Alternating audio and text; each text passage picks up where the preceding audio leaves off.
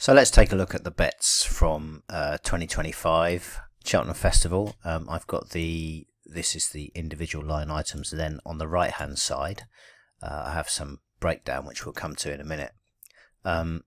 Essentially, this table is broken down day, date, the race number on the day, whether it was a handicap or not, name of the race, selection, the odds I took, and the stake that I took them for, whether it was win or each way. And therefore the total stake, for instance, 750 each way makes 15. The potential return on the win part of the bet, the actual return, the date I placed the bet, who I bet with, a few comments here, what happened to that bet, the starting price, and the difference between the price I took. For instance, in this case with Carnique, I took 33 to 1, 34 decimal. And the SP was also 33 to 1, 34 decimal. So the value differential was 1. In the case of Work Ahead, I took 12 to 1 and it returned 15 to 2. And that's the value differential, basically the ratio of the price I took to the price it returned. So I'm not going through this in painful line by line detail. I'll just tease out a few things. Took a view on Work Ahead in the Supreme. That horse ran no sort of a race, was looked after by Rachel. Suspect the ground was too quick. Margeborough at 25 to 1 for a tenner. Was sent off at 1 to 2 and got beat. Whistle Stop Tour in the Ultima. I took the view that Lucinda Russell had a great record in the race. I managed to bet this at 28 to 1. At the end of February.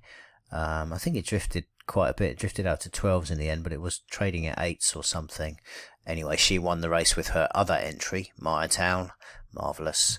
This was just a terrible bet on Jade de Grugy. I actually thought Lossiemouth would go to the mares, and I still bet Jade short. She went off 5 to 1. I bet her at 5 to 2. She ran a great race in second, and if Lossie had gone to the champion hurdle, she'd have been a clear winner of that race. Carla Conti, I got suckered into somebody else's, a judge that I respect, their opinion on this, and bet Carla Conti in all sorts of different ways incorrectly. Constitution Hill was a price push. I did manage to bet Golden Ace without Constitution Hill and Brighter Days Ahead. That was the only winner I had on Tuesday, and apart from the lay on Margeborough, and did little to extricate me from the hole that I had dug for myself. Why I have 10 bets in the Fred Winter every year is it defies any kind of logic. For someone who says they don't want to bet in the handicaps at Cheltenham, the Fred Winter is basically the most inscrutable of all of the inscrutable handicaps at the festival, and here we've got all of these horses. That's just stupid self-harm, wagering self-harm. No good in the National Hunt Chase. Wednesday started in similar fashion. I bet 40 coats at the end of February, just for a fiver each way at a massive price. Of course he finished 4th. That's no return. And Final Demand, I laid it because I had some other interests on it. Brown Advisory, nothing. Stella Story, win only, finished 2nd. Gorgeous Tom each way, pretty sure that finished 4th. This is the nature of it. Galvin, I thought, had a really good chance. He looked wrong before the race. He was really, really. It was a very cold day, and he was really, really sweaty beforehand. There was something not quite right there. Subsequently, they said he had a knee problem, but that was, I'm not sure. Well, I won't say any more on that. Maybe he shouldn't have run. That's all I'll say. Champion Chase, found a 50, backed at 25s, went off 11s. John Bond, that was a price push, finished 2nd. Quilixios, backed at a massive price for a small stake. Each way, fell at the last, went upsides. I don't think he'd have beaten Marine Nationale, but still would have got the place back. Fringle Dyke, 66s went off 33s. So Scottish went the other way. Trap Rain Law back to 40s, went off 20s. Didn't run badly. Bets in the bumper are stupid. Took a really good, strong early view on Calypso Chance, and he was sent off. I couldn't believe he was sent off 5-2 in that race. Anyway, he ran moderately.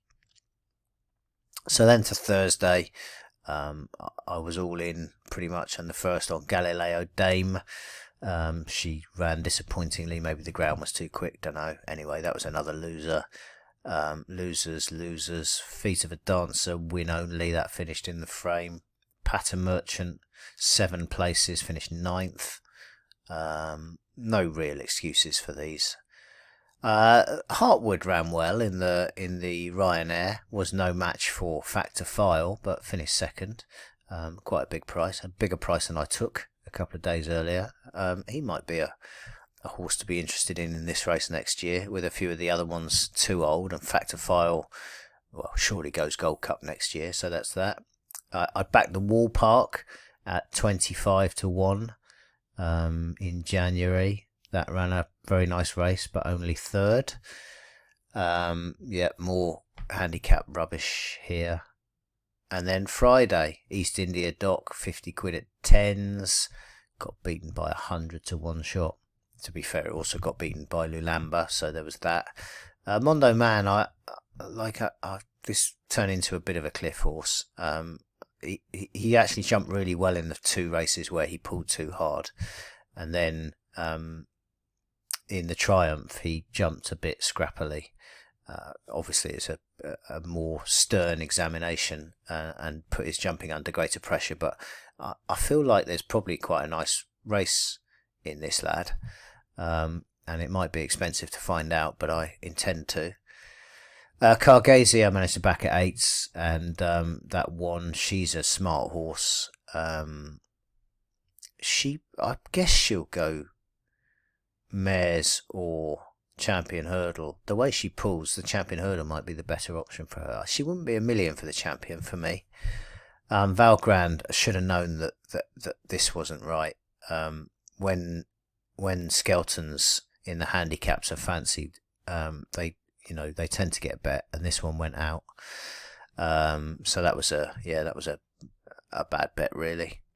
In the Albert Bartlett, as you will know if you've read my previews, I do tend to throw a bit of mud at the wall, and this year, the one that I liked, I bet him in end of January. I bet him again, beginning of February, was Jasmine DeVoe. That was after the DRF, and I kind of convinced myself about this Albert Bartlett profile, and there's some short-term affirmation in that, in backing the last 2 Albert Bartlett winners at 33-1, about the nature of the horse you need and their form profile, and you can read that in it's on the site in the Day 4 preview.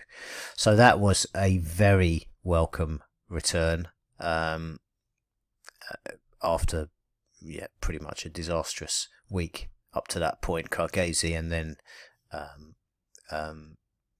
Jasmine DeVoe really did help to drag me out of a difficult spot. Gold Cup, I, like many others, felt that that the favourite Galopin Des Champs was invincible, and like many others, I was wrong. The only very lately supplemented I Know the Way You're Thinking was a really impressive winner. I did manage to have a small bit each way on that and in the without market, and managed to get a bit back there. So I actually got 3 winners on the Friday. Amazing. Angel's Door on the ground was too quick for her. She ran okay. That was another one where the trainer had 2 in the race. Sam Curling had 2 in the race. This one, and the winner, Wonderwall, which my wife managed to pick. Well done, darling. Fairly Famous, no real excuses, was up there early and faded out of it. And then just, desperation stakes in the Martin Pipe, just chuck a whole bunch of mud at the wall and hope some of it sticks. None of it did, really. And then a bunch of specials. This McManus winners bet wasn't my finest hour. It's basically an arb. So one firm was 4 or less, another firm was 4 or more. So I was betting it, looking for 4 winners exactly, which would have got paid out on both for a nice bit. As it turned out, McManus I think he had 7 winners or something. So we didn't. There might have been a hedge opportunity late on Friday, but it was over sometime before that. Anyway, those are there are times when bookmakers disagree, and they're usually in kind of novelty markets or derivative markets, and this was one occasion. There's a whole bunch of multis here. They're all rubbish basically. There's some good prices: Marsborough and Ballyburn, Marsborough and Dancing City. Obviously, if you looked at the cumulative odds of those 2 horses, Marsborough and Ballyburn, for instance, 1-2 and 4-6, I think, can't remember, 4-7 maybe, and you got 38-1 on it. It's a great bet. Neither of them won, but it was a great bet. Likewise, Dancing City was second favourite with a 1-2 shot. Another great bet. Some less good ones here. This one, State Man and Galopin Des Champs, 21.5-1. State Man 5 lengths clear at the last when he fell in the champion hurdle. So then you've basically got 21.5-1 for 50 quid on Galopin in the Gold Cup. You can do some hedging there. State Man, Gaelic Warrior. So this was a faller and non-runner, Galopin, and this one was out of the frame. That wasn't a very good bet, to be honest. Teapu and Galopin Des Champs, both second. That was for 700 quid. And anyway. And tote bets on the week, quite a bit staked. Not so much return, so I lost about 400 and something on the tote, which is the way I play, is very much feast and famine. So that's just the nature of it. So that was how the week went in constituent parts. Let's have a look at the overall picture. Let me move this across a bit so we can focus on the numbers. So these are the headline numbers: 5,000 staked, 3-6 returned for a loss of 30%, 1560, which is, yeah. I mean, I'm never going to be happy to lose at all. But the nature of it is that some in a 28 race microcosm, some years are going to be good years and some years are going to be terrible years, and in between, most of them will live in the kind of quite good or quite bad or break even. Most of them live in that space. This year, obviously, as I've shown on the blog, with the fate of the shorties, was a bit of a black swan year. It was definitely one for the bookies, unless you happen to be backing handicap favourites, which isn't really my thing particularly. Anything to pick out here? So I made 147 bets, picked up on 28 of them to some degree. You can see that pretty much every day, apart from Friday, was a loser, and the specials were a loser as well. They all were quite significant losers.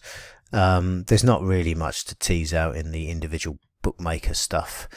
I think this little table here is a really important one, the value table, because betting horses is about finding the value. Finding the value can best be measured if you bet a fair number of wagers. Finding the value can best be measured in terms of can you beat starting price or exchange starting price, and these figures are the averages, mean average and the median of the price I took compared with the SP, and you can see that they both comfortably beat those numbers. So 19% median edge and a 64% mean edge. I think if you were looking at BSP, the median's probably going to be between 2 and 5% edge on Betfair SP, and the mean is going to be a good bit higher. So yeah, I mean, I'm happy. Essentially, you've got to, when you look at your ledger, you can look at the bad beats and the good beats, and you can look at the profit and loss total figure, and those can be wildly misleading. But if you look at the kind of the process, the method, and this is the best barometer of process and method, I'm happy with these numbers. I didn't get paid out this year, quite the opposite. But if I do this to this degree, if I beat the market to this degree every year, it's all good. And this is a game that I play. This is not my livelihood to win money betting at Cheltenham. If it was, these numbers would be bigger, and this would be somewhat disastrous. It's not. It's fun. It's a cerebral challenge, as I say every year. I'm doing it. I'm doing it because I love it. Because it's like these 28 puzzles, some of which I should steer well clear of, but many others of which I want to engage with deeply, really add value to my life. Not just during the 4 days of Cheltenham, but let's face it, in the 12 months between when this year's Cheltenham ends and next year's one starts. It's all occasional dips into another world where I'm not thinking about picking the kids up or paying the bills or the leaky tap or whatever it is, all that stuff and detritus that's in our lives. Punting is a glorious escape, and if we can get close to breaking even from that glorious escape, then we're doing well. If we can win, we're doing great. And some years we have to lose. So just to contextualize this number, I've got, for some reason 2017 is missing. I can only assume that was a red year. I think that's the safest assumption, although I have been fairly open with these numbers in all the other years, so maybe I just forgot to do it. Anyway, 2014 was a small winner. 2015 was a good winner. 2016 was a small winner. 2018 was a small red. 2019 was a reasonable black. 2020 was the worst, 50% negative ROI, lost $2,000. 2021 got half of that back. 2022 got most of the other half of that back. 2023 break even. 2024 won a few £100, and 2025, a big red again. So that's the context. It's 28 races each year. Maybe in 2014 is a few less than that. So it's a really small sample size, and we can't get too hung up on things like the results. It's much better to focus on the process, and the process is about, are you getting enough runners to the meeting? That's the first thing. Are you deriving enough, as in what's your attrition rate from non-runners? You can see mine there. Are you generating sufficient value from the horses that run to give yourself a chance? And underpinning all of that, the most fundamental question is, are you enjoying it? Are you having fun with this? Because if the answer to that question is no, then you definitely should be doing something else. Me, I love it. I wasn't loving it when Poneros won the Triumph Hurdle. I might have said a very rude word at the TV, having hedged a bit on Lulamba and had a good bet on East End India Dock. But by and large, you just kind of have to gasp at when, good horses like Constitution Hill and State Man hit the deck, and when horses like Marshborough and Galopin des Champs and John Bon make, not Galopin didn't make a mistake, but the other two made, kind of race defeating mistakes. That's the nature of the game. We always expect some of this, but to have so much of it concentrated into a 28 race sequence, and in actual fact they were all in the non-handicap, so it's basically into a sort of 14 or 15 race sequence, is very, very unusual, and is extremely unlikely to happen that way again next year. So if I made the same bets next year, then these numbers look very different. The process is fine. I'll carry on doing the same thing. And yeah, that was my P&L. I hope, most of all, I hope you enjoyed it. I hope Gigi's gave you some entertainment through the week. I know that finding winners through our previews was difficult for the reasons that have been outlined here and elsewhere.